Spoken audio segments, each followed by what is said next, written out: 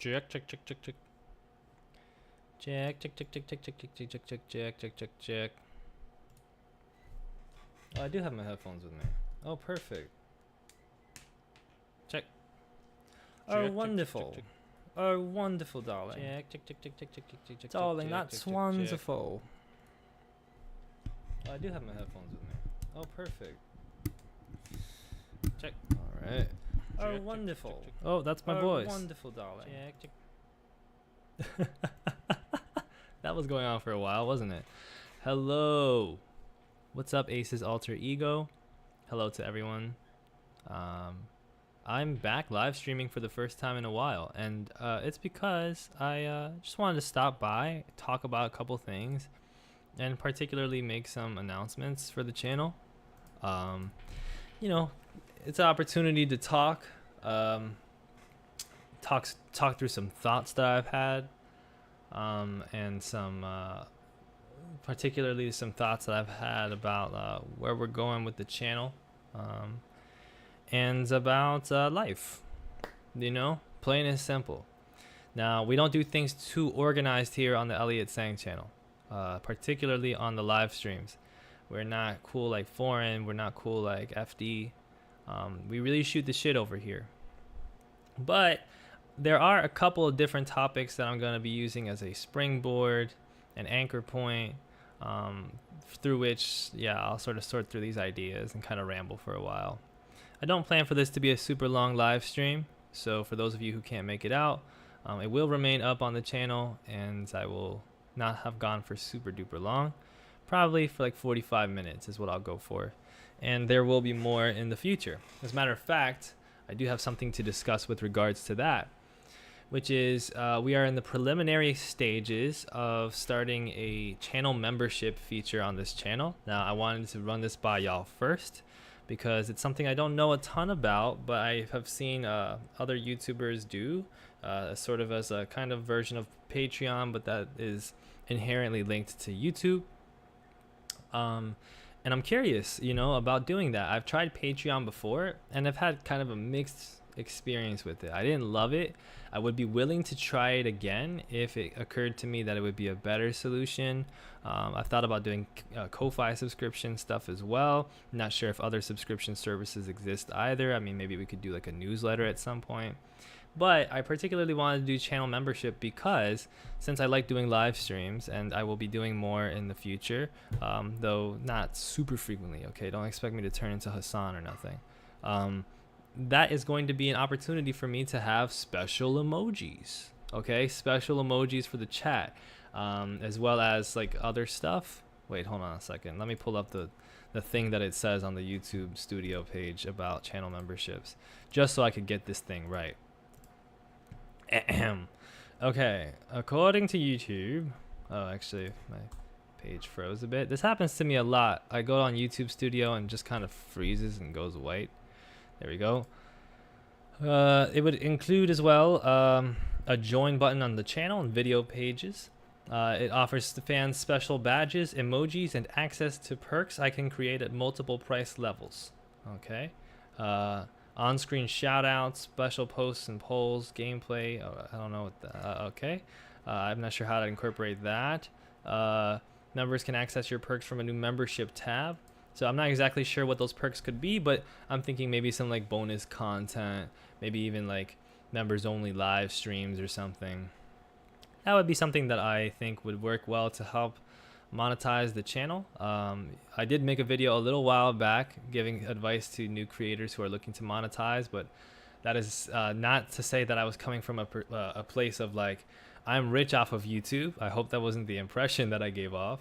3 to 5K per month off of YouTube is something I'm very glad to be receiving, although even that is sometimes like on the lower end. Sometimes I'm under 3K, sometimes I'm under 2K.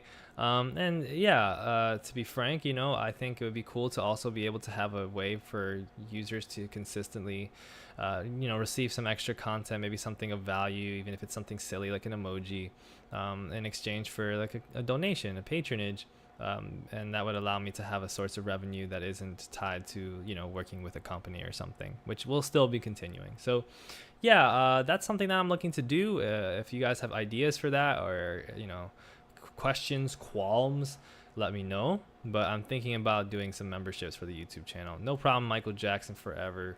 You are all good on that. By the way, hello to Aces, THF, Syndra, Self Love Fish, No No's Notes, Selena Flows, Emma, Moni, Crest, Jenny. You guys are all very nice for your kind comments and for stopping by. Thank you, thank you. There were some folks who were seem to have been accidentally like removed by by Moni.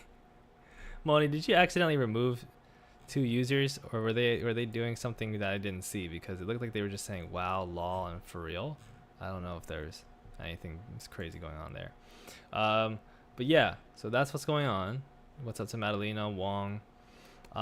There's also more stuff. So if you haven't been following my spicy zesty community posts, I put up a poll recently, as I'm wont to do, where I suggested 4 topics to cover for the next video. Of course, the next video is going to be Nowhere to Go, Loss of Third Places. That is in the works right now. It's on the editing board. And I'm very excited about that. Let me shift this over a little bit too, so it's a little bit more. But with that said, let me shift this like over here too. Yeah, that's probably for the best.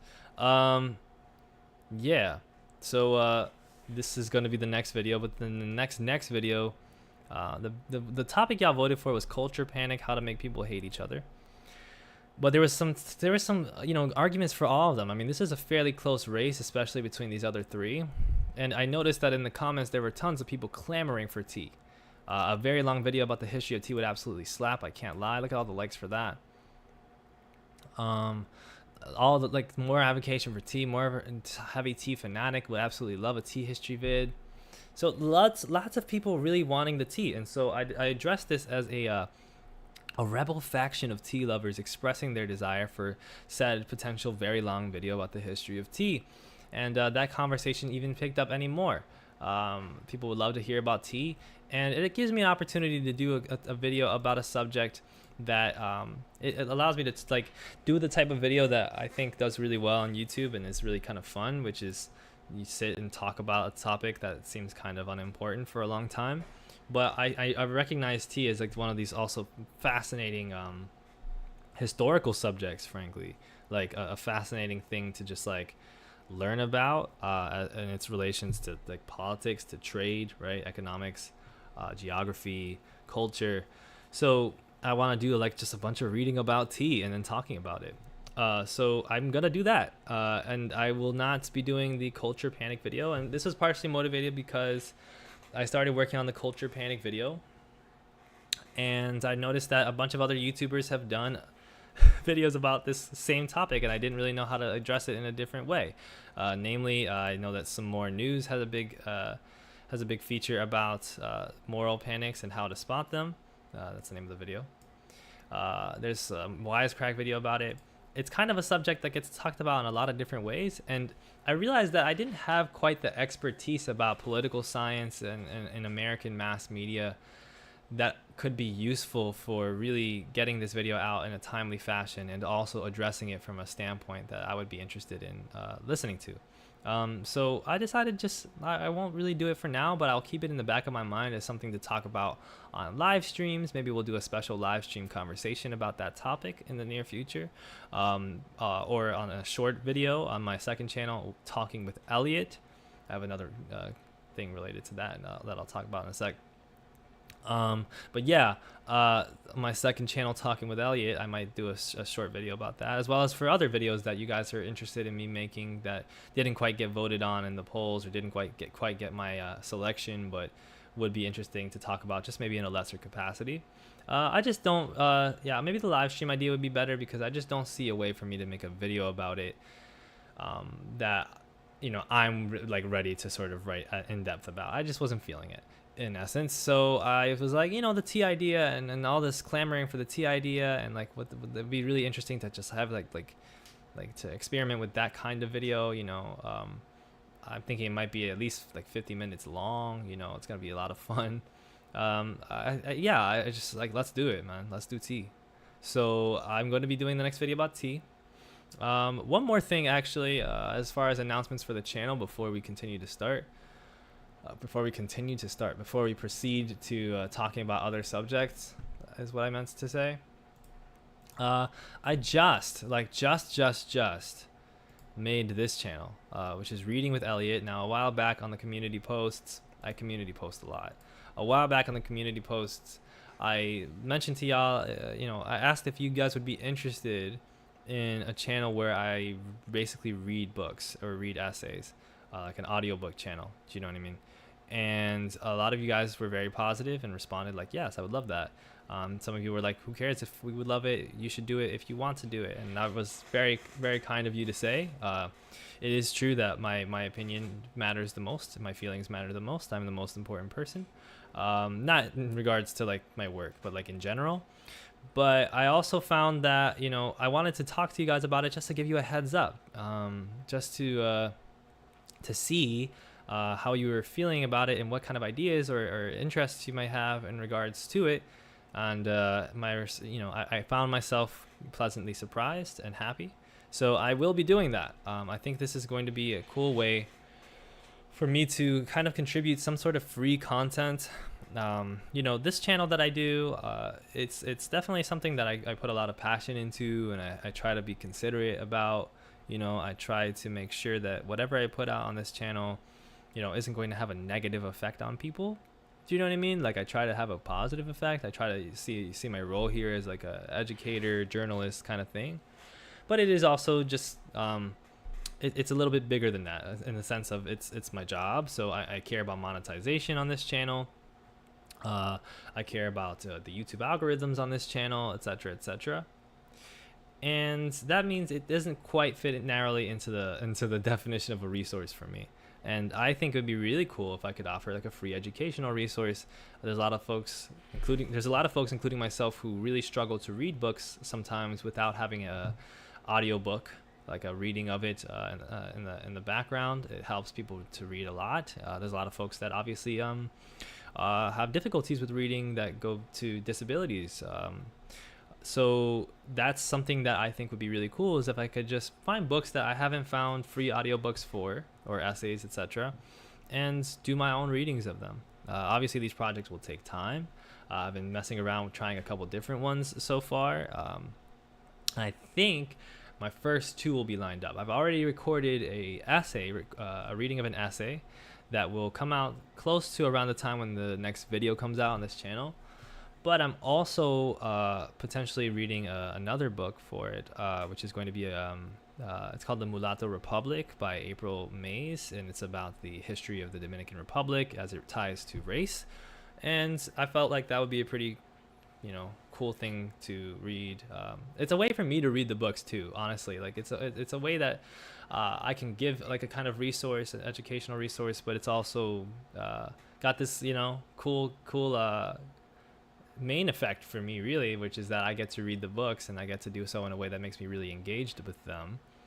And that's a book that I've been wanting to read for some time, so now I get the opportunity to do it and also share it with y'all. So this is going to be cool. It's not going to be something that I necessarily think I'll be able to do very often, because as it turns out, fucking recording audiobooks is hard. But like, recording audiobooks is not easy, but it's a labor of love. I actually enjoy doing it. So eventually stuff will come out, and hopefully it'll be stuff that you guys enjoy. And if you are interested in the books, especially if you just come across a book for the first time that you see I did a recording of, you can be like, hey, maybe I can acquire the book by some other means, and then I have this free audiobook that I can have with it. We'll see if I encounter any kind of copyright issues with that. We'll see again. Like, we'll see. But I'm just going to have fun with it, and hopefully it will be useful and helpful. Thank you to Eliza for providing the link in the chat. That is the channel indeed. So, yeah. Is there anything else I got to announce? I mean, it feels like I got a million things to announce. I guess the one last thing that I'll mention is that another community post that I had was talking about some stuff I was struggling with mentally. And y'all had a very, kind response, overall, where I was talking about just a lot of stress that I'm dealing with. Planning is not really working for me. Repetition is not really working for me. Struggling to have brain juice. It's a thing where I was a little bit, I'm a little bit interested to hear other people's perspectives about. So that's why I shared that in the community post, talking about my experiences. But I also just felt like the need to vent a little bit. It turns out I'm just kind of going through a tough mental thing right now. And I also, I'm going to be potentially getting some diagnoses soon about what kind of conditions I may or may not have. So I think that that's going to be something that I'm finally ready to do. Thanks in great part to this channel, I've been able to afford more things in my life. I'm actually going to Toronto soon. I won't tell you where or when, because,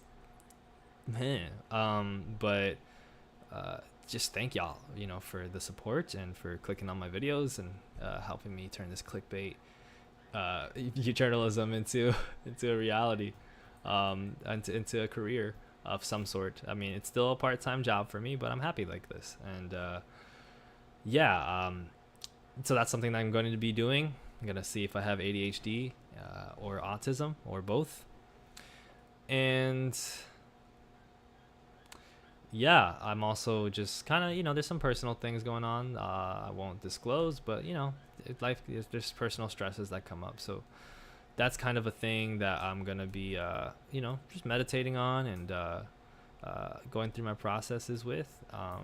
And I'm not really feeling too, like, I definitely want to do this work. So I really appreciate everybody's, like, how people are so, like, kind and considerate, saying, like, you don't have to make videos, you can take a break and stuff. But I really want to keep making videos, aside from the financial incentive, which is to say something of a necessity.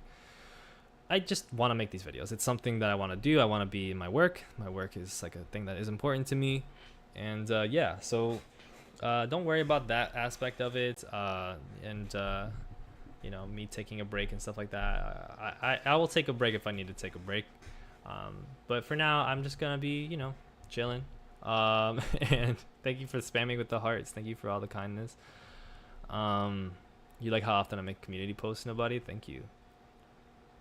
Project Gutenberg has a lot of free audiobooks. That's tight.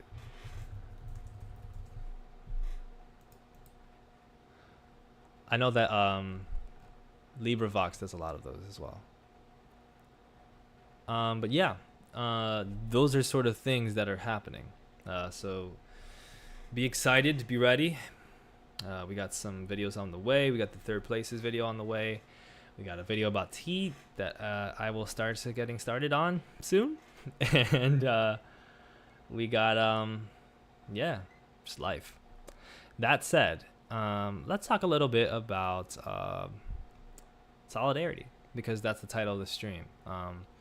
And the reason I titled the stream Solidarity and Mental Health, I talked a little bit about the mental health part, but I also think there's a very important conversation to be had about how we mentally deal with politics, and what lines we have to draw between our ethics and our political choices and responsibilities, versus times where we can be selfish, so to speak.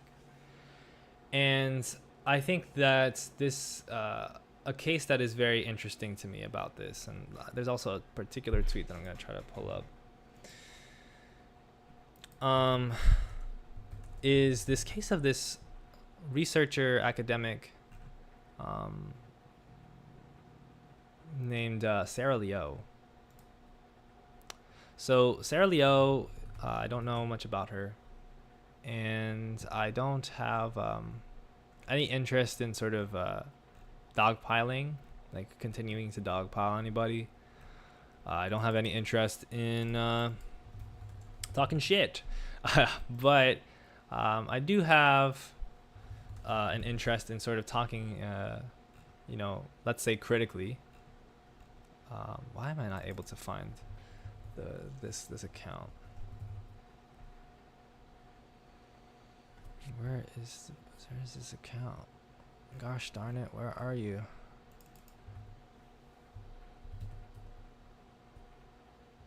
Anyway, it's fine. I am interested in talking about the situation with this political scientist. So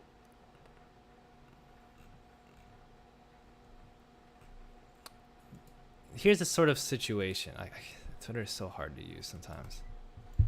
It's not even just the Elon part of it, but like it's always been pretty hard to use with like searching stuff. So it all started with this tweet that says, those who are able to cancel, please be aware that it takes privilege to stand in complete solidarity with the workers. Now, the basic gist of this, as I have been able to discern, is that there is a protest going on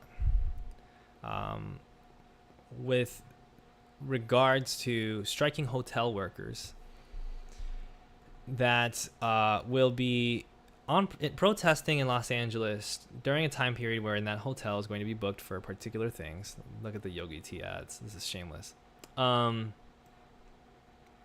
And in particular, there's going to be a 4-day conference from the American Political Science Association, which will be about basically networking, exchanging, things that academics do in academic conferences. And now they're in a situation where all these political scientists who were to join this conference, who are to partake in this conference, all of them are going to be basically, if they choose to go through with it and attending this conference, crossing a union picket line. I'll do a little bit of reading to help me out. The APSA staff had been aware since April that Unite Here Local 11, whose members include hotel housekeepers, dishwashers, bellmen, cooks, servers, and front desk agents, were in contract negotiations with the hotels and might go on strike. But they didn't take that possibility seriously until June, when 96% of Local 11 members voted to authorize a strike. So the union has already persuaded several foundations, including the TV show Vanderpump Rules, which is not a foundation, that is a TV show, but several different organizations, entities, to move their events. But the APSA event continues. And here's the thing. When you're choosing to use the services of the hotel, similar to the situation that we're talking about ongoing with the writers union and the TV unions, which are a bit different because they're not against the consumption of the media itself, because it's pretty hard to avoid that, but not supporting certain things, right, and solidarity with the workers. When you choose not to stand in solidarity with the workers, you are essentially choosing to side against the workers. And this sort of dichotomy is very difficult for a lot of people to kind of deal with, and not to say just to grasp, but to deal with, because obviously there's some level of nuance regarding what a person has to do, right? Like if it's a job situation and you're a political scientist, in this situation, it may feel to you, it may seem to you, it may be clear to you that this event is extremely important to your career, and so to your livelihood, to your ability to afford living, and to your ability to advance in your career. So for people to ask you to not attend, right, for people to ask you to join them in solidarity and protest, I can understand that there's an impulse from some people to be like, wait, but that's going to really be tough for me. That's going to really kind of fuck me over. But I feel like it should be pretty clear that that is an inadequate sort of response ultimately. And if you're in a situation where, particularly, like, academics are not necessarily privileged people. I mean, they are privileged in certain respects. And this, I even want to just talk about privilege for a bit. So let's just say, like, many academics are in fairly decent class positions, right? So many of them are also struggling with work, and so I understand that there is an impulse to feel as if this thing is like this career situation is too difficult. But I don't know. I'm trying to like say this in like a smart way and like a diplomatic way, but like I think it's pretty clear like sort of what's happening here. The Sarah Leo is a political scientist who is saying that she cannot attend this like she's going to attend this APSA conference despite the protests. So she's going to cross the picket line. But not only is she crossing the picket line, she's also publicly commenting that in order to stand in complete solidarity with the workers, in order to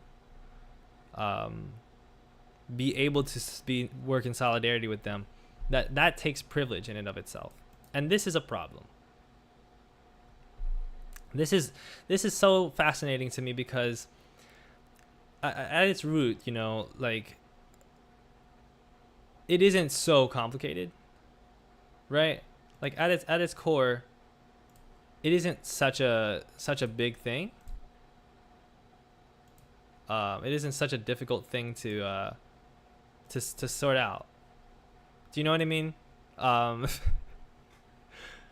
its core, if you're an academic and you are a person who is studying you are a political scientist, you have studied political science, and as it turns out, you know, if we read Sarah Leo's bio, she researches, teaches, and tweets on gender, migration, protests, Asia, higher education, right?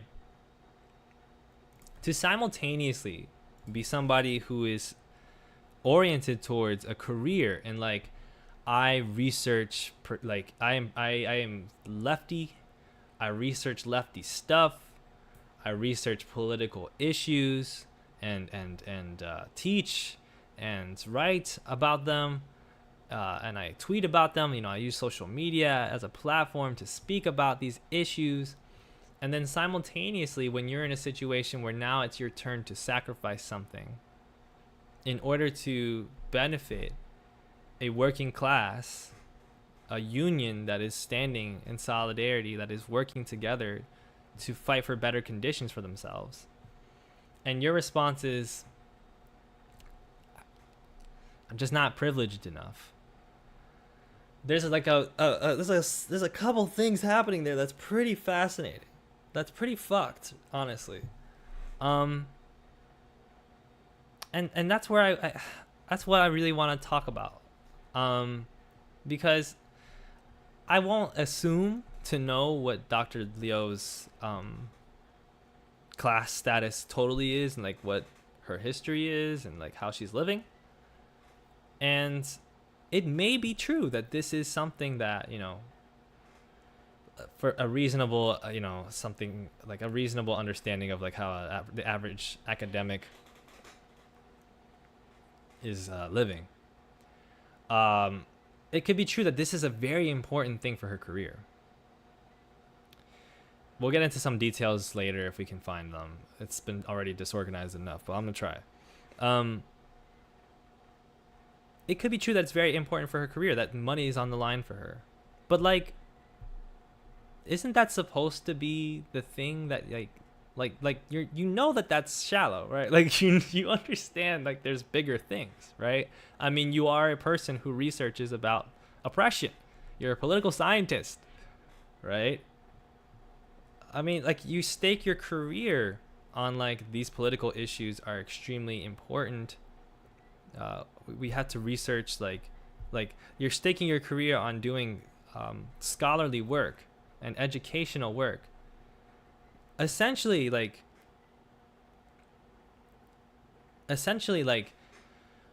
discussing the importance of modes of oppression that occur in political systems. And then in a moment wherein somebody, like, you're seeing people act like you're supposed to be on their side, right? You're on their side feasibly, intellectually you're on their side, but you're now in a position where you have to act more personally. Like, you have to sacrifice something in order to stand by these things, to show like how important these things are that you educate about, that you teach about, that you learn about. Now it's like, now wait a minute, hold on here. Why am I all in it? Is basically the response. And the usage of the term privilege, like the usage of the term privilege, and like what Crest of Scribbles is adding here is like very important contextual stuff that like very important, not contextual stuff, but like very important, like fairly obvious stuff that I haven't been able to say, which is like, it's a fucking conference at a hotel for academics. Okay, we're not talking about like you clocking into work at a fast food restaurant, right? These folks that are doing this are risking significant like career situations. I mean, when you talk about people who are hotel workers, you're talking about extremely underprivileged people, you know, to use the term privilege. You're talking about people who have concerns about where they're going to get their income in order to pay their rent, where they're going to be able to, like, how they're going to be able to feed their kids. You're talking about people who may have migration concerns, like immigration concerns, who may have concerns about their political status, that are putting that on the line by unionizing and protesting. But then for you, it's like, yeah, but like this conference is it's so important, right?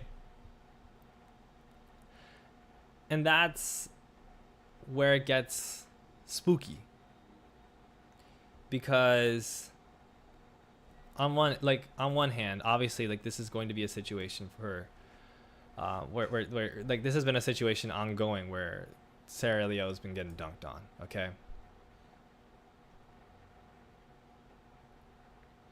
Having been a PhD student at Eddy, I think it maybe bears stating that the ability to attend international professional events and expect full reimbursement by the uni would be seen as the advantaged position here by workers seeking solidarity.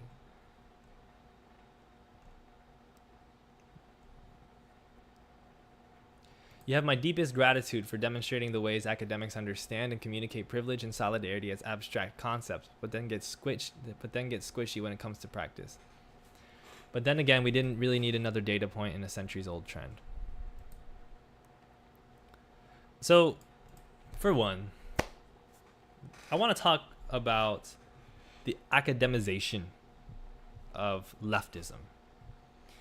And I don't want to talk about it in the way that I would usually prefer to talk about it, which is to try to do some sort of extreme deep dive, which I have not really ever done on this channel. I've never really done an extreme, not yet. About tea, I will do an extreme deep dive, but like, I would love to do like extensive research and provide historical context. But today, for now, I'm just gonna spitball. When you grow up as a leftist, when you grow up, that's such a weird thing. When you grow up and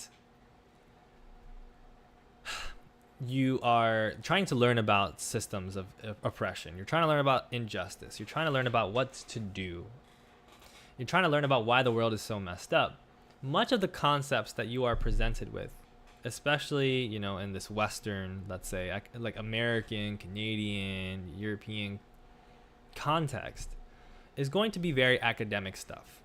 Not academic in the sense of simplistic, academic in the sense of coming from the academy, coming from academia.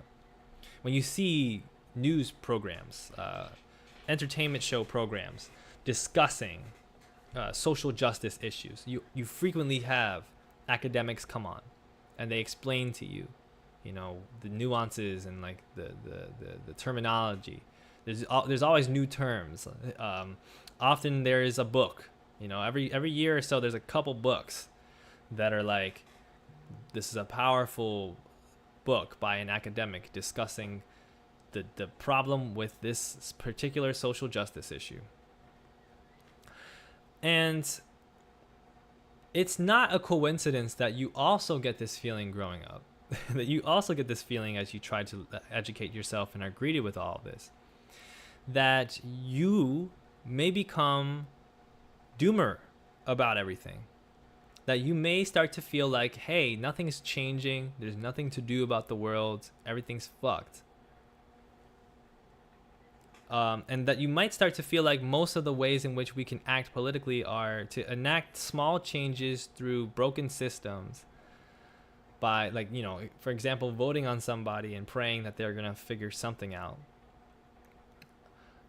And the dual consciousness of understanding that it's not going to change the whole problem as a whole, or maybe you never get to that point, but thinking that this is the only way, which is essentially to say that there is no way.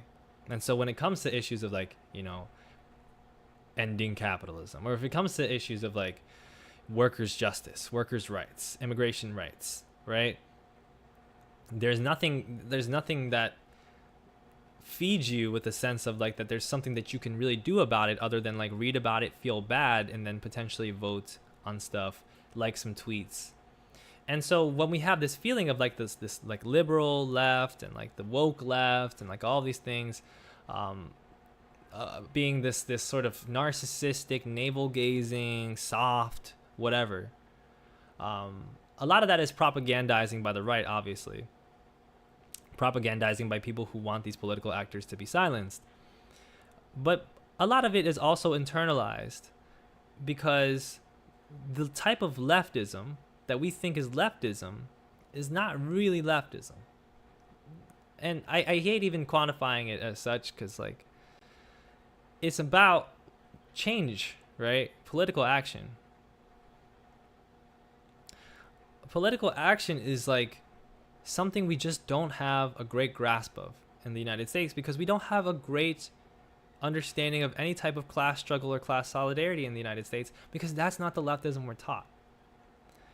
We don't go to YouTube and find, you know, I mean, now you can. What's up, Bothered Boy, by the way? Hello.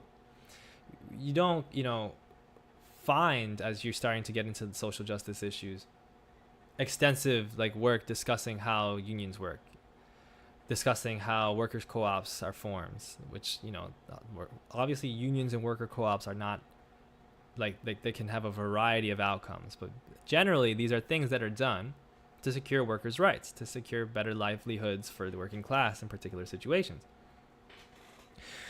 And you learn particular narratives about revolution and about revolt and about protest and about what a good protest looks like and about what a bad protest looks like. And you construct this idea in your head of being a political actor that is essentially not acting, but more so talking about issues by citing smart people, reading the books by smart people, knowing a couple of those terms, and then especially engaging with it in the realm of culture, in the realm of entertainment, in the realm of movies. A movie comes out, you know? And so you have a left right now, especially, you know, the left that we looked at during the election of Trump many years ago, 6-7 years ago, over the past 20 years, let's say, of fucking like cultural criticism, in a sense of like, is this movie really progressive? Does this director really have your best interests in mind? Are these entertainers really about what they say they're about? Why is this entertainer not expressing solidarity well? Why is this movie saying something negative about, you know, why does this movie feel so like privileged? So like, what's with all the white privilege in Hollywood, right? Like these become the angles through which we discuss politics, and they're all extremely futile. I mean, often they're very futile. I'm not totally against conversations of like representation or conversations of, you know, cultural critique. There's a lot of great cultural criticism out there. But the point is, it's almost as if leftism has been constructed, almost intentionally, you may say, to be solely an engagement with cultural things on a kind of often shallow realm, to suggest sort of liberal reforms to a system rather than any type of connection to actual working class action, actual working class movements. And so what you get is this academicization of the left, in which when we talk about racism, we're talking about white privilege. We're talking about privilege. When we're talking about class privilege and white privilege and gender privilege. And like, don't get me wrong. There is something to be said about people experiencing different levels of privilege than other people in certain aspects. But think about what this does versus what the problem is. Because if the system is white supremacist, and when we say that, we mean that it disproportionately puts class power in the hands of white people. For example, and privilege is a conversation of an individual experience of receiving certain benefits on basis of having a class position. Then that response to talk about white privilege in the face of talking about racism is to make racism an issue of individuals being bad people, being spoiled, being overly coddled, which fails on multiple levels as a realm of political discourse. Because for one, obviously a lot of white people are going to come back to you and be like, hey, I wasn't coddled, hey, I had to work for this. There's a lot of poor white people out there, working class white people. There's a lot of white people that have experienced all types of bullshit. And so yes, you know, the smart white people, let's say, are going to be like, yeah, I am privileged for my whiteness and I have to use my privilege to help other people. Yeah, sure, yes, cool. But the majority, like many people are just going to just kind of have this dissonance with it, which is to say that on that side of even like using it as a realm of trying to convert white people towards, you know, changing the system, it doesn't really work. But moreover, it doesn't work as such, right? It doesn't work as such. It doesn't have any type of connection, even to say like systemic critique or systemic change. Like, we talk about systems and they become this nebulous thing. This is another sort of academic realm of language that we talk about, because we're talking about, well, the system is wrong. We talk about, you know, educational systems, right? And these are things that I love discussing and are a fulcrum of what I discuss on this channel. But often this, especially using this terminology prevalently, is this way we keep, it serves to get us to keep our eyes off of the ball of like what actual action looks like, what actual, you know, effects, like how it actually takes place in our personal lives, what we can actually do about it, right? So I don't know if I'm making sense, but what I'm saying is essentially, there's so much of a connection here with using the term privilege that like sort of shows exactly what the problem with this privilege discourse shit is. And all of this sort of like these racism books, you know, Robin DiAngelo's of the world, and these like, I don't know, Cosmopolitan and like feature articles about racism, like race in a particular movie or whatever. It shows like what a very natural outcome of that is, which is that people in higher class positions are making these new terms and these nebulous, abstract ideas about how power works, and using those as like, this is the sophisticated way to talk about the real political issues.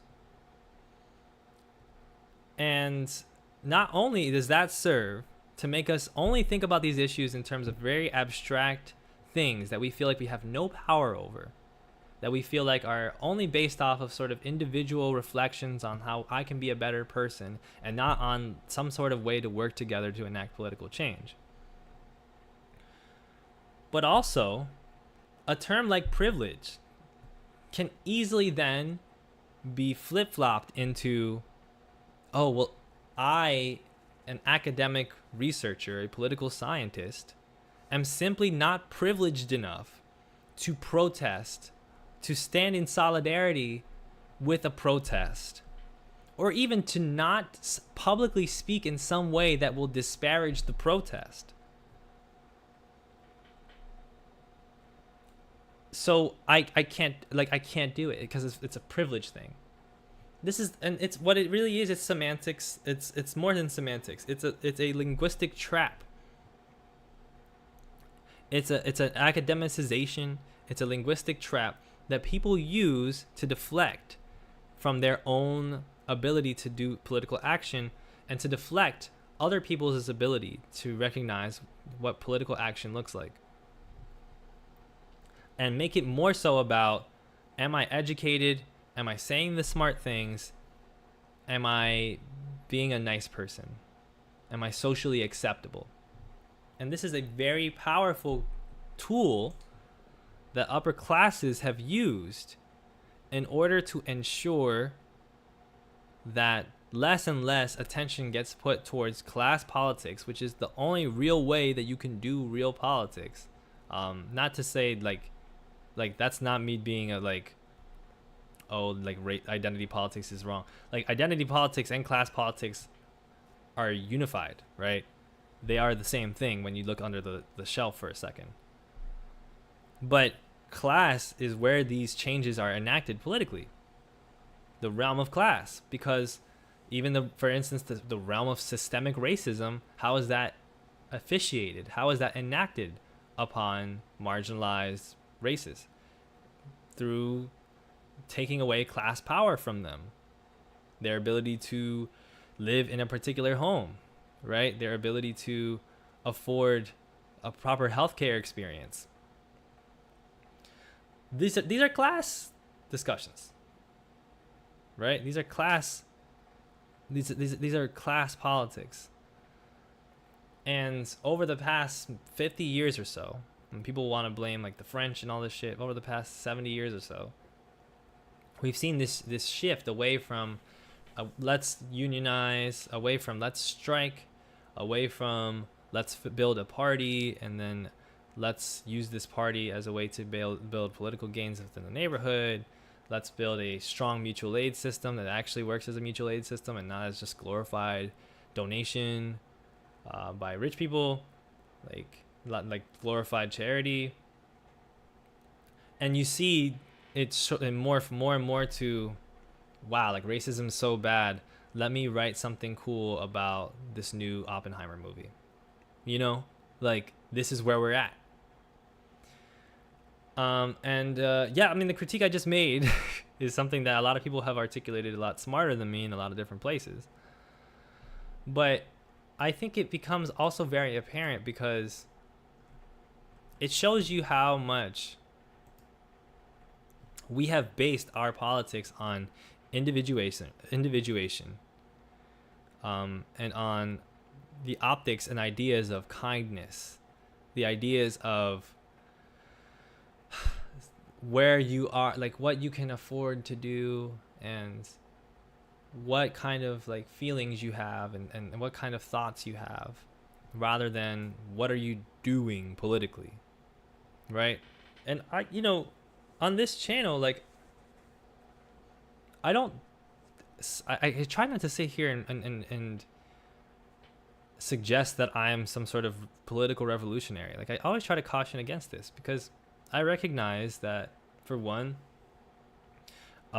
this is a job, and I am interested in like receiving payment for it. And so there are things that I do on this channel to receive payment.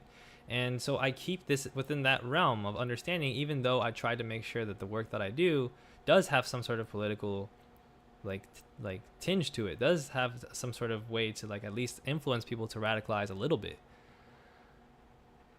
But I'm no revolutionary, so it's not as if I'm trying to say like the problem is like all these bougie people, and like I am here to truly show you what revolt really means. But like, I would not want to be insincere at the same time. I would not want to be insincere about the idea that actually what I'm doing is the real way to create change, And actually, I know the real, like, I am the real smart person who's going to tell you, the working class, how to actually act. And also, don't get me involved, you know. Like, I'm not trying to hide like, oh, I have to take these sponsorships because actually the lack of privilege that I experience, you know, I don't try to coat this shit. If you don't like the fact that I take sponsorships, that's fine. If you don't like the fact that I have ads on my videos, that's a reasonable critique. I don't like stop because I feel like this is important for me to like my career and shit. Like this is what I have to do to make money. You know, I not making a lot of money, so I gotta live with that. But I'm not going to be dishonest about this actually being some sort of like, you know, this sort of like actually I'm subverting the actual, you know, like it is what it is. Sindra says, kind of in the same vein as how there's no ethical consumption under capitalism has deteriorated into people feeling they're exempt from at least trying within their means to mitigate harm. Yeah, like totally. Like it's these phrases that kind of get manipulated, and these terms that get manipulated to where, for one, they're proposed. They seem to be proposed on behalf of the fact that they will detract from talking about what we actually have to talk about. You know what I mean? Like, why are we having a conversation about privilege? You know, obviously, there are very privileged people out there, but that's not what's really, like, that's not the problem. The problem is not that some people are privileged and some people are not privileged. The problem is that some people are stealing from millions and millions and millions of people. You know, my problem isn't that my neighbor is stuck up and privileged and doesn't know how good they have it. My problem is that they came over to my house and took my shit, and I have to get my shit back. Right? That didn't actually happen. But this is what we're describing when we talk about politics. It's things. You know, it's not thoughts. There's no thought revolution.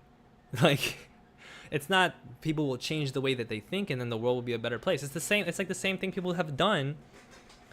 You know, ultimately, it's so sad how liberal is this modern sort of progressive liberal essentially has the same rationale or the same sort of ideal for how the world is going to change for the better as the fucking conservative, because the conservative has always been, you know, people, why don't people just get along, and like everybody just needs to work hard and be nice to each other and whatever, and it's like you have progressives that are saying the same thing, and this is what progressivism is supposed to be. Apparently, it's not supposed to be like, oh, we took some shit the other day. It's supposed to be like, no, we thought really hard about this issue, and you get so tired. I mean, when you're in the academy for long enough, or you know enough people in the academy for long enough, you see how it happens, because people will talk these big games about diversity and inclusion and about mental health and about you know, classism. What are we talking about? Are you giving stuff? Are you taking stuff or not? Are you stealing from people or not? And if you're stealing from people, then stop doing that. And so when people are protesting and you're, you know, on the left and you can't, like, let's say you really can't stand in solidarity, you really have to clock in, or you really have to attend this conference. Let's say it is so vital to your functioning. At the very least, do not propose to the world that actually, in doing so, you are the real thing that we must make a consideration for. You are really representing the progressive side, because how dare people not recognize how bad things are for you? You know, it's a selfishness. It's a complete absorption into the idea of individuation, and even these conversations about individuation and individualism versus collectivism have gone in the same direction, which is why we did the video, which is why I wrote that video. Is like we're having all these conversations about collectivism, like how people are so like this ruthless individualism. Like, why is everything so individualistic under capitalism? It's like, dog, like we need to have a more collective society instead of a more individualistic society. We need to stop capitalism, right? Like, we need to secure better things for workers, right? At the very least, we need to try to secure the better relations for the worker, better relations for the working class, for the poor. You need to secure better things for them. Whether or not you do it as an individualist or as a collectivist, whether or not you have done it within your cool community that was built naturally to act politically, or whether or not you did it by going online and giving somebody $5,000, it's the goal that matters. It's the action. Who is benefiting from the action? That is what matters. And what we do when we over like sort of focus on these sort of cultural elements and these sort of academic ideas of social justice is we suggest that the modalities, the temperaments, the timbres, the colors of our politics are more important than like what actually happens. And then we sit there and wonder why motherfuckers are voting Republican. You know what I mean? Like, why people have decided to stop voting. You sit there and you wonder, oh my gosh, like, why don't they listen to us? Because you're not interested in actually helping people. Do you know what I mean? A lot of leftist videos seem to me like advocating for communism without using any loaded words, including communism. Right. Like, you know, it's been a struggle for me. So I have to think about that with your comment. And I think part of it is just because I don't feel like I have a strong enough theoretical understanding to firmly plant a flag and say, like, I'm a communist and we need communism. I don't feel like I have a strong enough theoretical understanding, and so I try to break things down and like make more like suggestions that I can understand. But you're right in a sense. Like, that is a part of it. It's because people didn't want to talk about socialism or communism anymore, and even the people who do like call themselves socialists oftentimes have like so much deprogramming to do, because a lot of their shit is still stuck in like liberal, you know, privileged conversations and why doesn't everybody get a fair shake and shake hands and like conversations. So that sort of reminds me of the degrowth thing. I posted that video by John the Duncan a few days ago, talking about how degrowth is now austerity.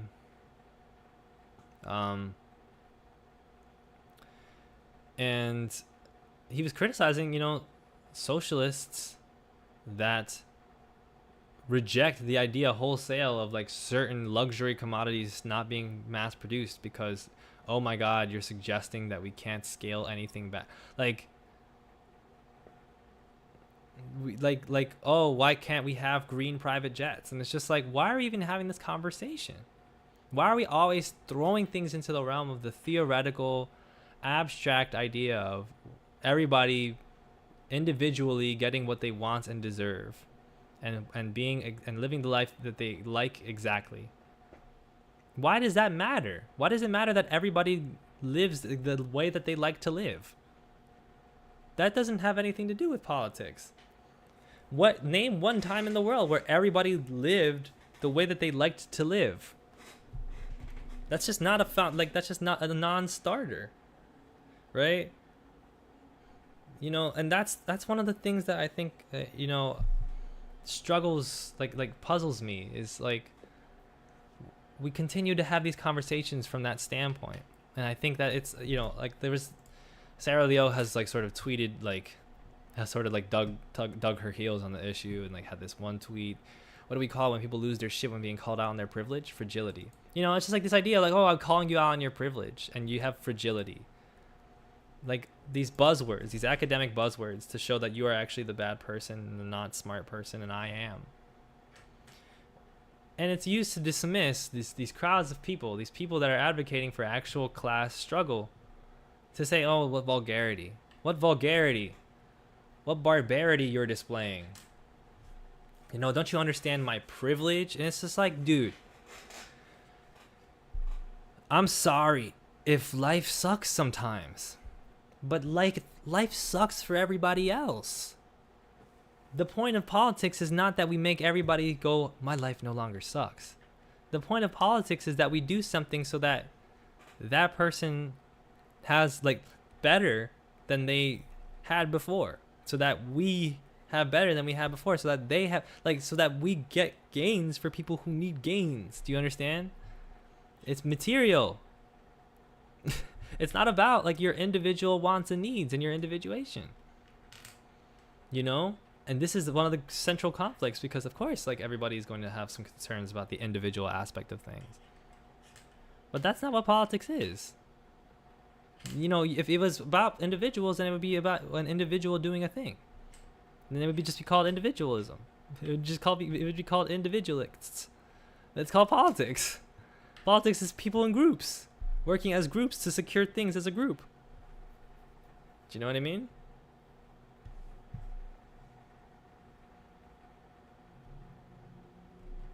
I want to read some comments because I feel like y'all are getting super deep and I want to engage. This is fun.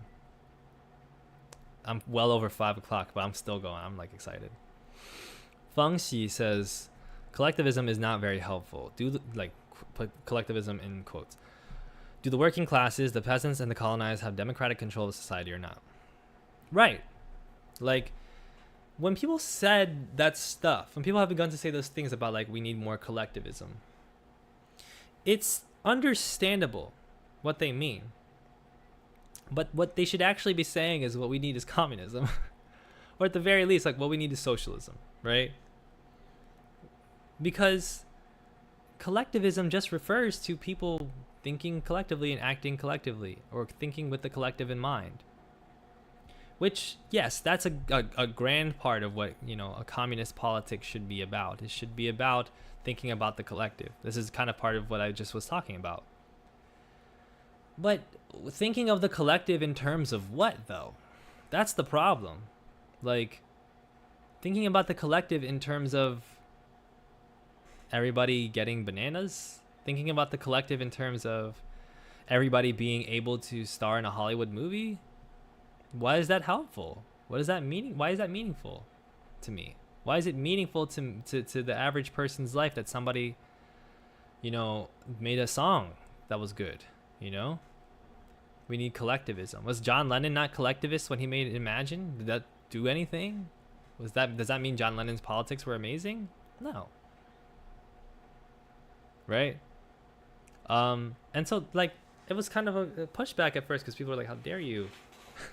Like, a couple people were like, how dare you, like, sort of say these things about the collective? And it's like, it's a distortion. Is what I guess I was trying to get at. It's a distortion. It's like, let's shift it a little bit. And it's like, no, don't shift it. Go back. Communism, you were there. And then you shifted it and you were like, but what? It's just about collectivism. And people do this a lot, you know. Oh, well, what we need is, a humane economy. What we need is kindness. What we need is this. What we need is that. And it's like, no, like, at the end of the day, there is some great, you know, like histories and political theories that will display to you that in order to achieve the thing that you want, we will need for everybody to have ownership of everything that is distributed and democratized. And that's not going to make each and every person happy. And that's another thing that like bothers me, and that's the individualistic thing, is the thing of like, communism is when friends. It's like, no, it's not. You know? Communism is not going to get you laid. Like, communism is not going to make you friends. Communism is not going to get you the lunch that you want to eat today. But there's some discussion of Buddhism that goes on, so I might touch on that in the chat. But like, one of the cool things about Buddhism is revealing to you like, hey, this shit is not actually that important. If you lose it, you're probably going to be okay. And when you get it, when you get the nice thing that you wanted, it often doesn't really do much for you in the long run. You're happy for a day. Like all these things, right? Theory has its place, but theory is a tool to make meaningful change. We need to understand the issues, but more importantly, we need to work towards solutions. Yeah, I mean, generally, yeah. I think anarchy sounds nice, anarcho-socialism or anarcho-syndicalism. I'm a person that, like, doesn't have a strong... I think where I'm at, how I would describe it is I don't have a strong bias, like... and like a side of like anarchism versus Marxism. I feel like the anarchists do cool shit and the Marxists do cool shit, and then there are also people who don't do cool shit on either side. And I think that, you know, not to get like to talk about like the Paris Commune or something, but like I just think a lot of the sort of formations that we've made about like the other not being like the other being the problem with leftism, like it's all these Marxists or it's all these anarchists, it's just kind of pointless, because first of all, each study can kind of feed each other very well, and second of all, most of the formulations you've made that say like this way of thinking or these people on this side are bad is usually based on specific people that you don't like, that don't represent all of that ideology. You know, there's such gigantic vast ideologies, right? So I mean, I guess you could call me an anarcho-Marxist in that way. We don't need to choose one ISM over another. It's all symbols. Just need to help each other. Call it pink bunkaduism. Just who cares? Just no more torture. More one ism over another. Well, the reason that we say communism is because it's like when you create a term, then everybody has to sort of figure out what the term means, and then the term gets this whole life to it, and it evolves into all these different places. And there's this tendency among lefty people, especially academic lefty people, to be like, I have a new term. New term just dropped. Green socialism. And it's like, okay, cool. Like, in certain cases, like eco-socialism, green socialism, you know, anarcho-syndicalism, you know, there's like certain terms, like, it's like, okay, I understand. Like, I get why this term exists. But what you see often in the academic tradition is that every year there are new terms that are describing sort of social phenomena that exist, and it's not even so much even the academics' fault, because many of them are not necessarily trying to create the hit new slang, but the mass media sort of proliferates it as such, to the point where when the mass media couldn't, like, it turned into woke, you know. But critical race theory was like one of those things too, that like it wasn't like people were trying to sit here and say like, hey, critical race theory, this is the new thing, this is where it's at. It was just a description of a specific type of book, of a specific type of scholarship, or a specific type of ideology, even, or a specific type of theory. It's the word I was looking for. For some reason, I couldn't find it. That became a buzzword. But like, this is the thing that happened with privilege, because it suddenly became a conversation of like, we need to have a conversation about white privilege. And then it became a conversation of like, we need to have a conversation about not being not racist, but being anti-racist. And it's like, yeah, we're kind of just finding new ways to say vaguely similar things that deviate away from talking about the economic aspect and the political aspects of these things. It's like you see often people are just trying to say socialism without saying socialism, right?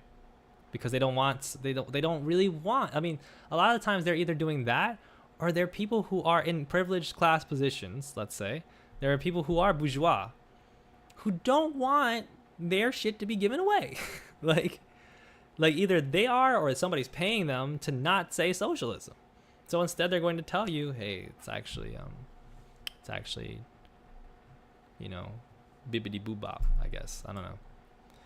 Even degrowth has this sort of issue to a degree, but degrowth was more so of a critique, to my understanding, of like, let's add this to an understanding of socialism going forward. But much of what it became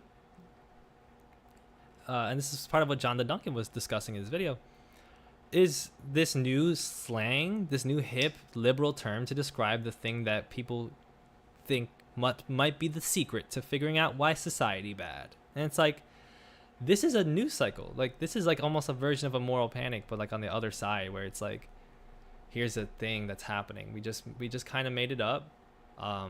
We just made up the fact that everybody's thinking about this thing now. You all go talk about it. And the more you go talk about it, the more articles we will publish about it. Perhaps, but anarchy relies heavily on the idea that everyone is morally well-intentioned, and oof, not really. I don't think so. I don't think that's an accurate description of anarchism. Hierarchies must justify their existence or otherwise be abolished. I mean, that's a way to sort of think about it. I think sometimes the focus on hierarchy can be it can feel a little bit of a drag. Like, it can feel a little bit of a distraction. Not a distraction, but like just a little bit of like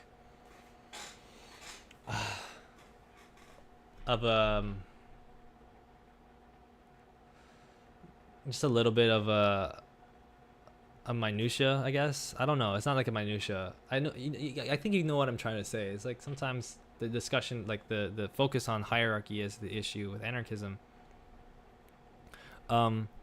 Again, like sort of puts the realm of discussing political and social issues into the realm of like, this is a phenomenon that occurs within like among people, that is like something that you can intellectually sort of overcome. Do you know what I mean? Which is not, I don't think most anarchists' goal, or even the goal of the text, but sometimes that like stuff will just not interest me so much for that reason. It's not even necessarily about like most of it like not being correct. Like, I think a lot of it makes sense. But like, for what I'm trying to say is like, I'm not like, right now I would like to talk about sort of strikes and unions. And I would like to talk about sort of capitalism destroying itself and figuring out for forms through which we can build power in order to deal with capitalism's self-destruction, and eventually, you know, have gains that we have in order to, like, during that transition out of capitalism. Not necessarily about like, is this hierarchical or is this not hierarchical? Because not necessarily like we don't have time for that, but it's just not the same realm of conversation, I guess. Like, it's not the same thing. Collectivism is when celebrities sing a song together. When we help others, we help ourselves. Thank you. Thank you for the Buddhism stuff.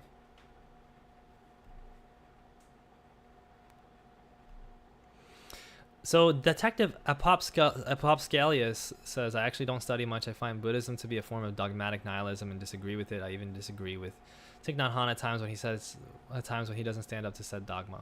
So yeah, I would kind of agree with Crest of Scribbles. You guys have great names. That's not exactly a good reading of Buddhism. But like, it's also not necessarily about whether it's a good or bad reading of Buddhism, because people have different readings. And so there are many Buddhists who are very dogmatic.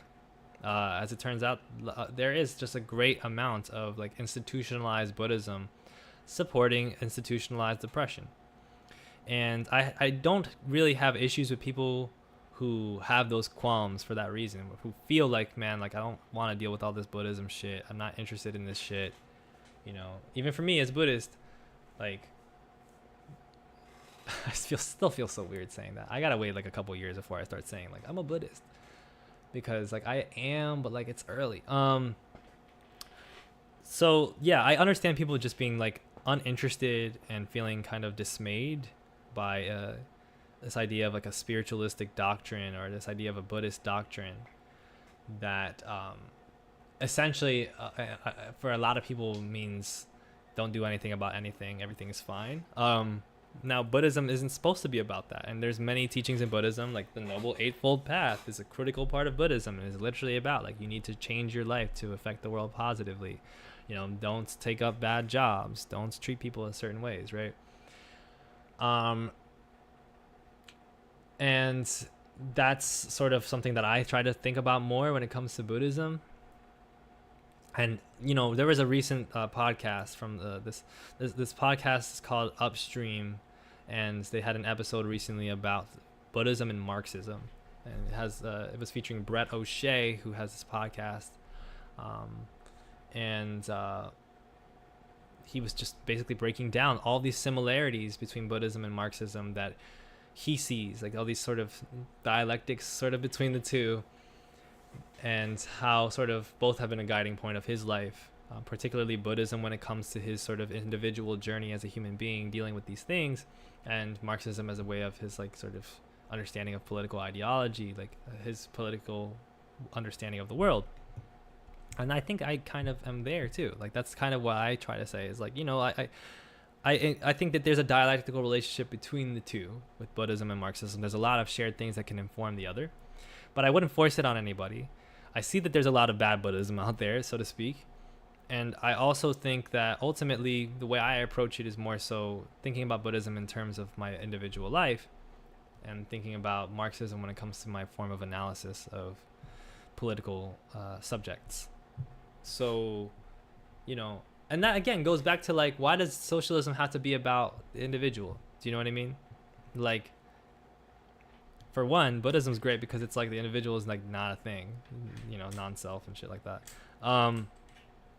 But for two, like, I get these qualms about certain modes of discussing socialism and communism as being like the answer to our individual sort of problems, and that being sort of a priori part of communism and socialism, because like, yes, but like, if that's what you're thinking about, then you're thinking about it wrong. You know what I mean? And like, don't get me wrong, like it's useful as a form of analysis to discuss sort of like how social issues are tied to capitalism, like how your lack of healthcare, because of this capitalist system, because of capitalism, is leading you to have all these issues which are affecting your mental health. And if you were in a situation, even not even just to say under socialism, but like if the socialists got their way and you had universal healthcare, you'd be pretty happy about it and it would make your life better. So like, that's a very good point of argument that I like a lot. I guess what I just don't like is this idea of like turning it into individual views of like what somebody can be able to individuate for themselves, and or even just like what some groups can like sort of be able to do for themselves now that socialism is here, and that like socialism has to be about like this thing happening. I don't know if I can really even articulate that, so let's just pretend I never said any of that and move on. In the current moment, I'm actually a social democrat. That's unfortunate. People don't need to be perfect to care for other people. People don't need to be educated to care for other people. The system divides us. This is true, but education is actually very, very important to caring for other people. So that's also that's only partially true, because if you're not educated in how to care for somebody else, then you will not be able to execute your care very well. We're all desperate to find solutions under capitalism, which can lead to a lot of shiftiness. We need better language to discuss anti-capitalism. I mean, the good news is there's a lot of, language that's existed for a while, that's been there, if you want to read Capital, if you want to read Communist Manifesto, if you want to read Lenin, if you want to read,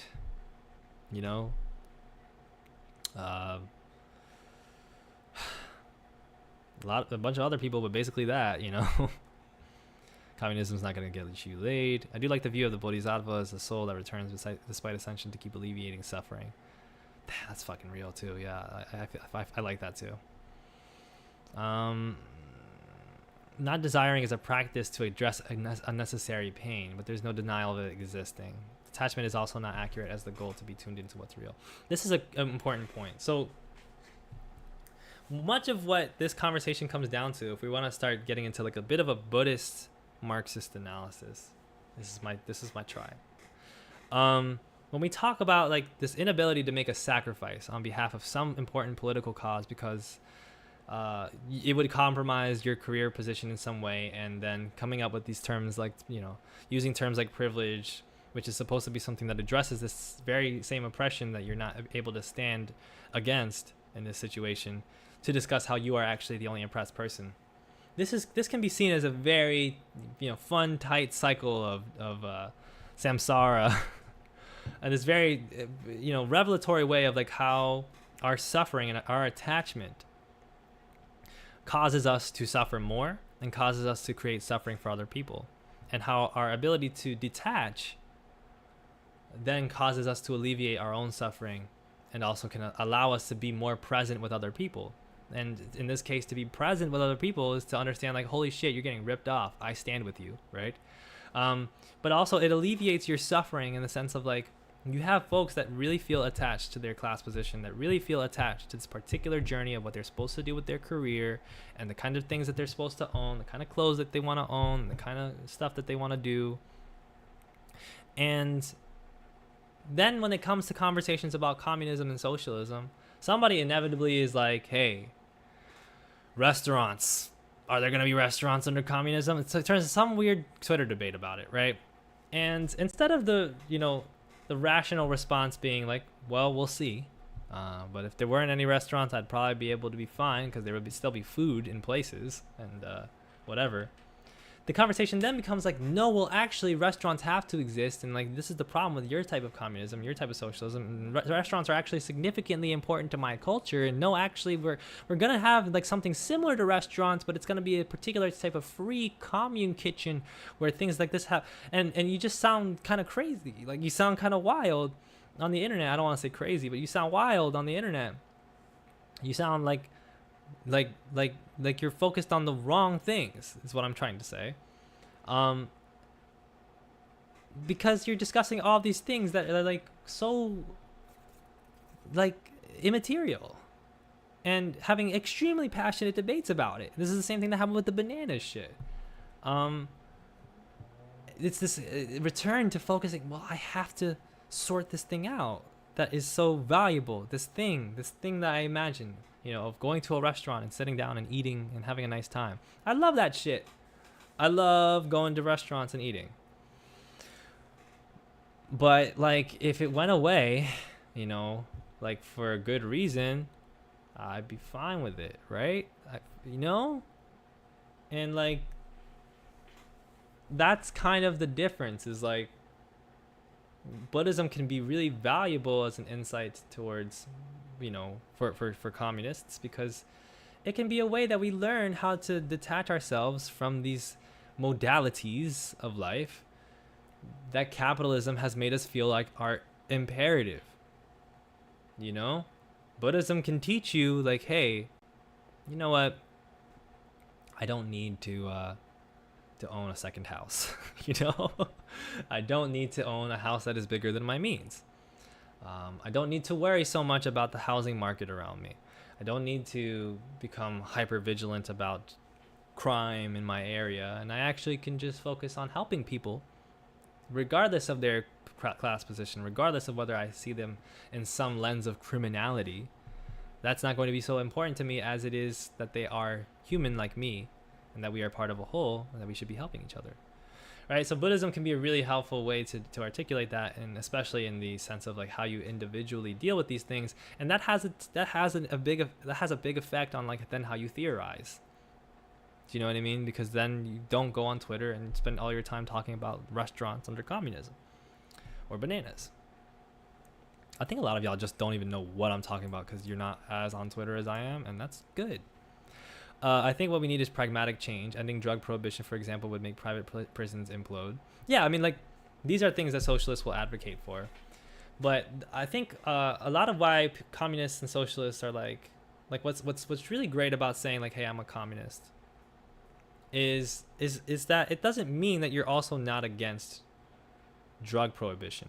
Although for some people, some of y'all are way too resistant towards any type of reform or any type of sort of short-term positive change, which is another story.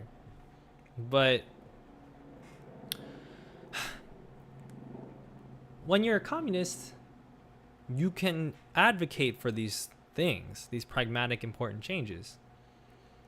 And you also know that in mind, the goal is let's get to communism. And that's the way that you do it. And that's the way communists have done it in this country, that eventually led to us having a very strong social safety net, although that was inevitably a sort of concession on the communists' part, that led to sort of the disintegration of a lot of communist sentiment in this country with McCarthyism and stuff like that, because it was a reform. But at the same time, it's not as if, being somebody who believes that the world should work a certain way should preclude you from thinking about any type of thing in the short term to make the world a little bit better. Friendship is pretty great, though. Friendship seems to make the most positive change, especially when friendship isn't discriminatory against race, class, gender, ability, etc. Here's my thing. So yes, you raise a point that is important. Obviously, that friendship is important, but also when you say the system doesn't want us to be friends with people who are different from us, I do think that there's something to that. Here's my problem. I choose my friends not based on politics necessarily. Let's slow down for a second. But because me and this person have a good relationship, we bring something good to each other's lives in the personal realm. Now, obviously, there should be some sort of political aspect to that. I'm not trying to be friends with people who are far right. I'm not trying to be friends with right wingers. I'm not trying to be friends with Trumpers. I'm not trying to be friends with people who like Ted Cruz. I'm not really even trying to be friends with people who love Joe Biden. Gotta be honest about that. Depends on the nature of the love. If it's just one of those, you're a loving, peaceful person, then but at the same time, you cannot premise political organization based off of personal choices about what you like in your life. And this is very controversial and very messy, and I can hear a lot of people kind of mad. So let me explain. It's one thing when you choose to be on one side of a picket line or another. It's another thing when you choose to only, for instance, be in protest with people who are your friends. It's another thing to be against people because they are not your friends. Because that is not the same thing as being against somebody because they are oppressing other people. It's usually related, I would hope, that you would not be friends with people who oppress you. But it shifts. This is the same thing I've been talking about. It shifts the focus away from we have to fight against oppression to we have to fight against not friendly people, right? And this is not what you're advocating for necessarily, but this is the problem that comes up when we have conversations about personal feelings, let's say, and personal relationships in the context of enforcing of doing political action. These things inform us, of course, and there are things that we have to choose in our personal lives that relate to the political, and the personal is political, but when the argument is, hey, let's unionize and demand that this workplace pays us $20, there's no realm of friendship that matters in that. There's no realm of hey, but I would unionize with you, but you got John in there and I'm not friends with John. You do it because you're gonna be paid better. This is good for you. This is good political action, and it's also, it benefits your individual life. It benefits politically. It benefits other people politically. So the problem when we shift to then starting to talk about relationships in such a way, is that we then premise much of our it depends on how you do it, is essentially what I'm saying. And much of the problem is that we haven't met that thing in our heads. A lot of us haven't really sorted out these things in our heads of where your personal individuation and where your personal feelings and the things that are good for you in a personal realm intersect with things that are good for you in the political realm and that are good for others in the political realm. Read terms. I actually find the right wing will always co-opt and corrupt terms. Libertarians the best example. Oh yeah, they always will. But it's not so much the co-optation that is the problem, because yeah, it's true, everything gets co-opted, and it's always fun to talk about. I like talking about it in videos. But even communism will get co-opted. It surely got co-opted because of all the red tagging and anti-communism that has emerged in the past decades. But there's a clarity that you can attribute to a particular point, right? That you can say this is what it means.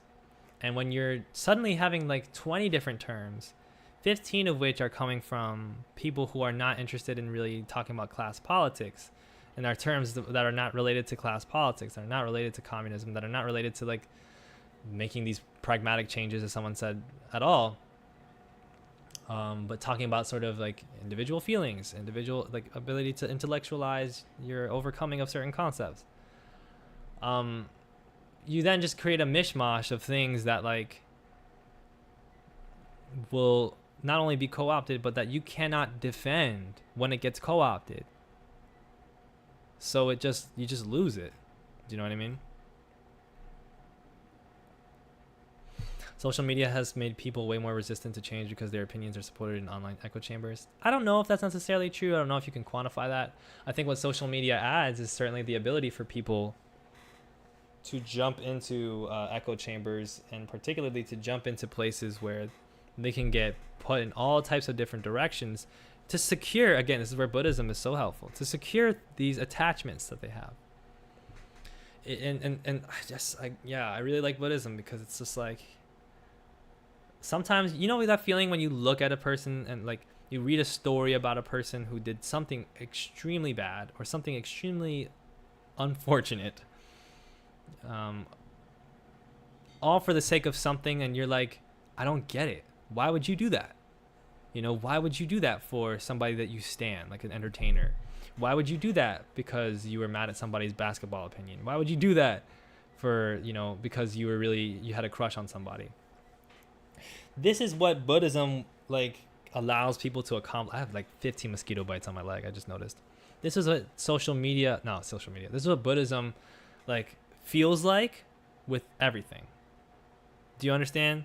Like, Buddhism will allow you to feel this way about everything, which in part can be dangerous, but in a lot of ways is so helpful, because there are so many things that we struggle over to the point where it compromises our politics, where if we had that ability to detach from those things, it would help our politics, it would help us, it would make everything better. And ultimately, without it, we are looking back sometimes at things we do and go, why did you do that? Haryana's in, oh my god, Haryana's in the chat. What's up, Haryana?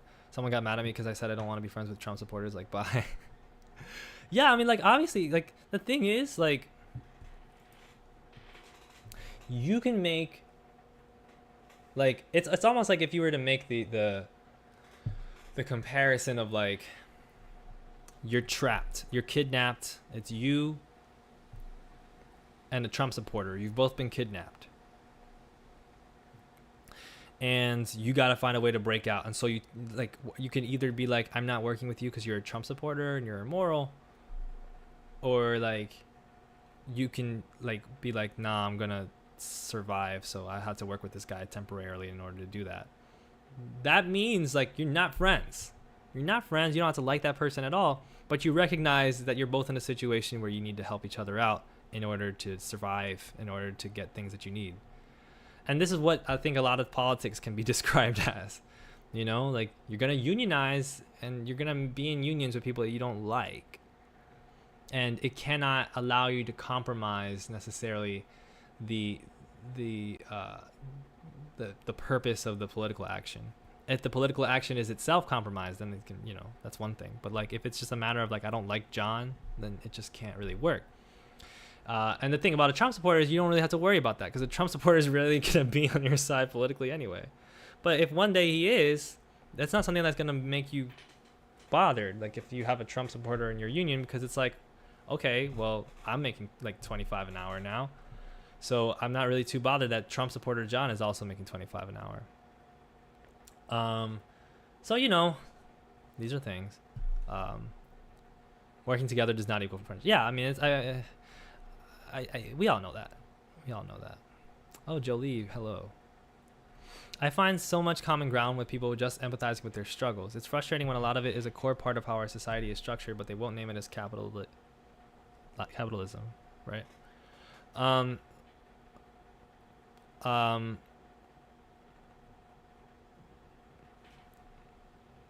yeah, it's like you can put so many things that we go through down to capitalism. And ultimately, when you look at the problem, it's generally capitalism. Now, here's the thing about identity politics too, is like there's this very sad sort of devolution that seems to have happened in terms of what people think about when it comes to identity politics. Because when you look at the origins of identity politics and you look at the writings of someone like Aimé Césaire and Frantz Fanon, and you look at Combahee Collective, and you look at Angela Davis, and you look at, you know, the works of indigenous people and all these different sort of people at different intersections of marginalization in society, their work was adding onto, not even adding onto, because so when Marx writes Capital, God, what am I doing? When Marx writes Capital, he doesn't finish it, and there's sort of something oddly appropriate about that, and that what we think of as theory is it's never finished being understood. Of course, we're never finished understanding the world, and a lot of times what we have are these theories and these understandings that like are built as like the spines of different social movements, of different political movements, but then they falter on so many levels. And what these identity politics sort of things have done is say this is why it faltered, right? Like the problem, like I think maybe we have this idea, like for instance with the feminist movement in the United States, that the feminist movement was going strong until black women pointed out that it wasn't benefiting them, and then it got all confused and convoluted, and then ultimately we stopped working for you know, whatever, we stopped helping women. I'm sure that there's some sort of rad film that makes this type of argument, but this seems to be like the idea that people have when it comes to like what intersectionality and identity politics does. But it's the opposite. It's the fact that black women and black feminist work or womanist work, right, sought to change the movement and the theory for the better in order to overcome these vast problems that happened in the movement, which not only didn't benefit black women, but ultimately worked to the negative effect, the detriment of everybody in those feminist movements, right? I guess more appropriate to the conversation would be talking about capitalism, right? It's not that communism and anti-capitalism and all this shit was all great until we started talking about black people. You know what I mean? Like it's like as if that this is what people are arguing. Until you know, Robinson came up and Angela Davis came up and started talking about black communists, right? And racism, and now we got all distracted when the real problem is capitalism. No, you fool. Like what these folks did, what many of these theorists have done, is provide important things, not just to add on to the theory, but to continue the completion of the understanding of the world around us, right? And the only reason we consider those things peripheral is because they were marginalized voices in the first place, right? It was because in the premise of the construction of the thing, these were not the voices that were given, you know, that were given a platform, let's say, for lack of a better term. But these are not the theories that were allowed to be put forth. The theories were constructed from the perspectives of particular, you know, white Western people, let's say. Fast forward to today, and when we talk about with identity politics is now like, were there enough women in Oppenheimer? And it's like, this is not really doing anything for women in general, like working class women. You know, this is not really doing anything for men. Not really doing anything for anybody. It is, you know, criticizing a film and then, you know, talking about whether or not it was like cool enough intellectually rather than having a conversation about like doing actual politics. And so, you know, when people talk about identity politics so dismissively, it really bothers me because it's as if they're only thinking about this liberal academic version of identity politics that serve to detract from the actual thing, the actual political work, versus the real sort of powerful identity politics work, that is people of all these different identities completing the theory, completing the work that we have still to do, that we kind of started figuring out a long time ago. Do you know what I mean? Theory is dialectic. We shouldn't treat any writing as scripture, even writings that haven't still been useful. Well, scripture, to treat something as scripture is to say not that this thing is amazing, but to say this thing is final. And again, this is another thing in the podcast that I was listening to, the Upstream episode with Brett O'Shea. This is another thing that Buddhism and Marxism have this connection with, because it is this idea of finality that is often problematic for us. Particularly in the realm of the self, we think of the self as this sort of individual that is this particular finished product. But in reality, we know that that's not true. That everything is an evolution of everything else, and the only thing that is constant and that is guaranteed is change. Right? This is what Marx did do. This is what dialectics is. And to treat Marx as scripture is antithetical to Marxism, because the whole point of scripture is that this thing is written, it is final, it is the word of God.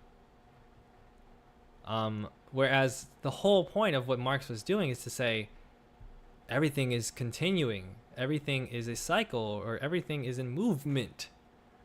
The motion of capital, right? We're talking about motion, we're talking about movement. And so there is like this correlation to understand on both sides of things. Hey, Aronak. That to truly be doing both the political and the individual is to understand that everything is changing and everything is in motion. I was using scripture in the Catholic sense. I've got nothing on the scriptures of other religions. Well, I think, I meant it in the sense of just like religion in general, right?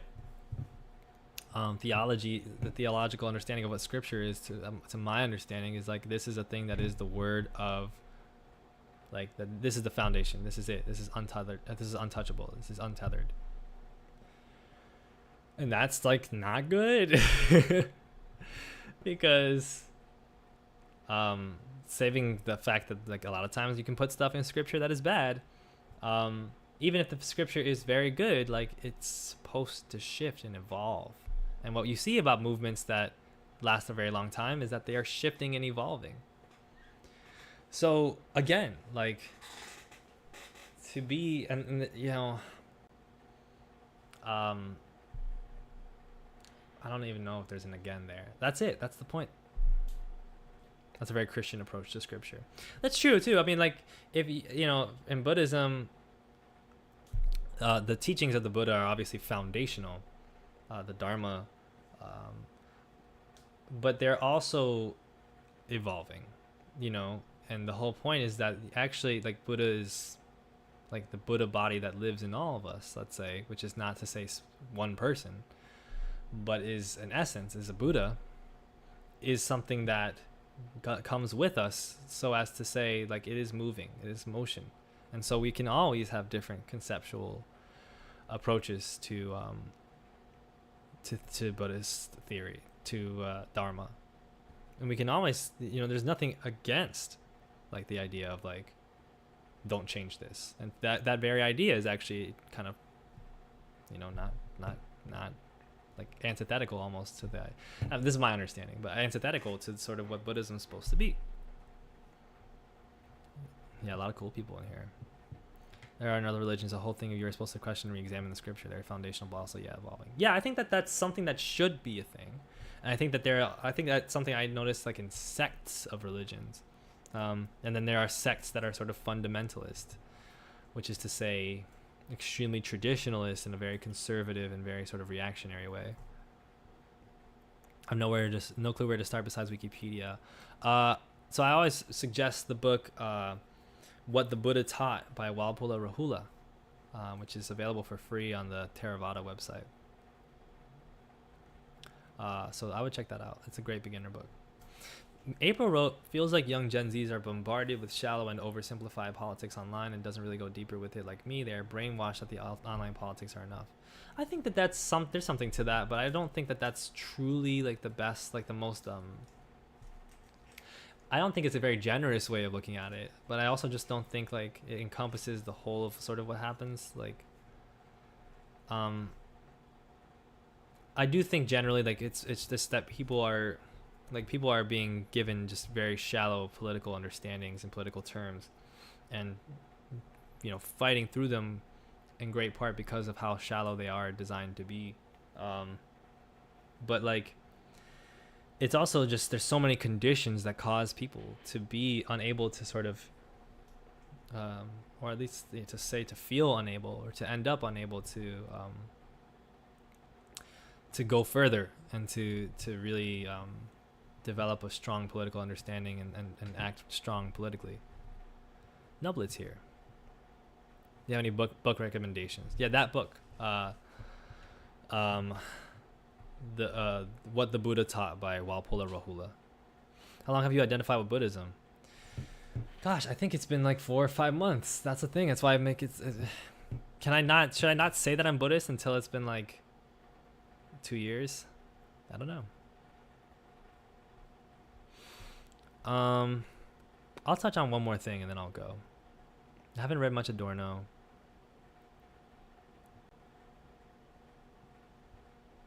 Leo asks, not to bring this up again in the chat, but Elliot, can you clarify what you mean by tea in your next video? Sorry, thank you. Sorry for the off-topicness. I mean literal tea, like literally like the beverage. I'm going to be talking about the beverage tea, and how it's like basically the history of the beverage tea throughout. I'm getting chills just thinking about it, throughout history. And I'm gonna try, it's gonna be very like, I have to limit it to certain scopes. I can't address it entirely probably, but I'm gonna talk about that.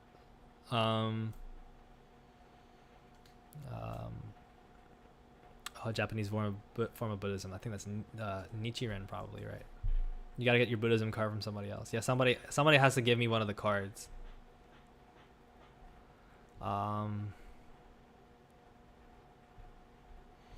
Yeah, and then April says, I finally got out of these kinds of thinking after I hit adulthood, and honestly I feel so lost and dumb. So I don't want to say it's good that you feel lost and dumb, but I do think that it's good to like it's been said a couple times in the chat, Zen mind, beginner's mind. Again, like another way in which Buddhism can be connected to Marxism, can be connected to a leftist political understanding in a very useful way.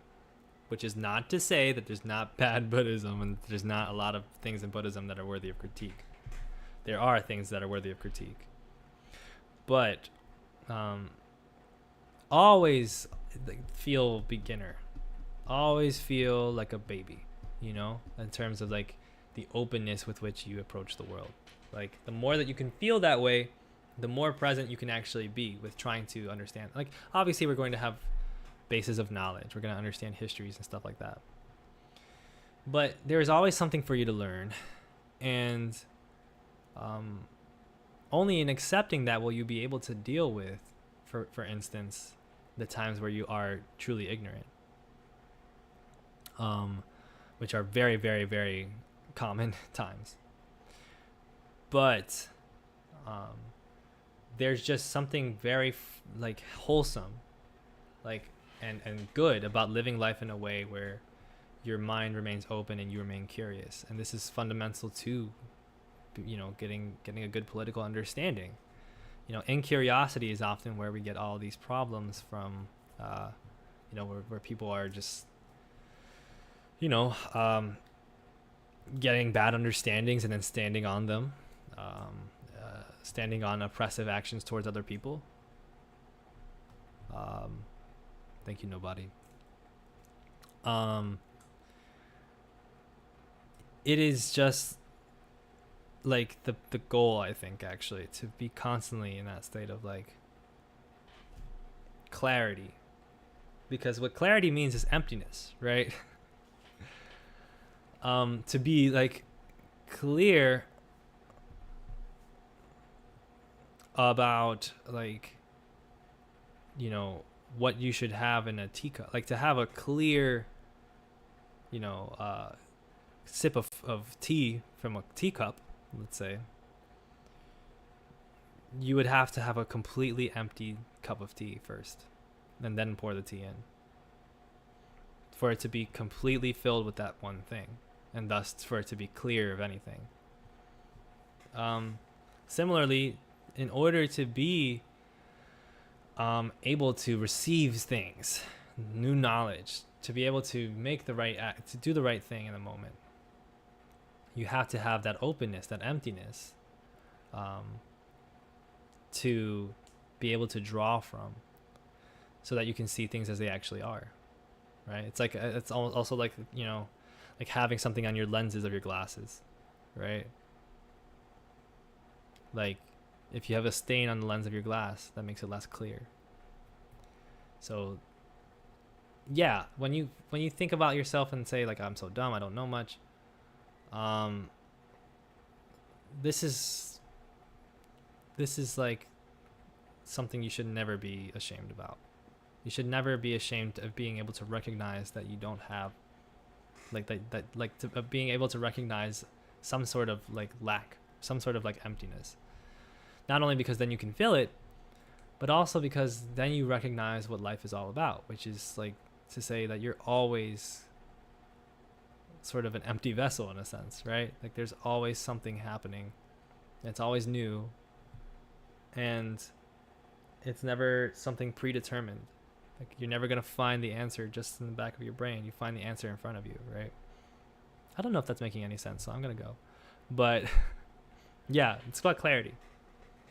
So you think it's generally essential to be a spiritual person? No, I wouldn't even consider myself a spiritual person. I don't think Buddhism is like about like, hey, like spiritual is like, I don't know what that really means. So it depends on what you mean by that. But like, you know, I think it's a sort of an approach to sort of the metaphysics of life. I don't know, whatever you want to describe it as. Yeah, it's not about like, I'm not a spiritualist. I don't want to be sort of construed as that. I'm not against spirituality at all, but my read is not, see Aronach, my read is not of like, hey, spirituality is the way. It's not, I don't see myself as being spiritual. I see myself as being. So there you go. Have a good one, everybody. Be on the lookout for our video about third places which is coming soon. Emma. Yeah. I got distracted. I got sidelined from I got distracted from reading Gideon the Ninth. I will read it. I will finish reading it. It's just gonna take a second. But like stuff came up basically. But I will get back into it. But yeah, be on the lookout for the third places video. Be on the lookout later on for the T video. Be on the lookout for potential channel memberships. And thank you all for the support. See ya.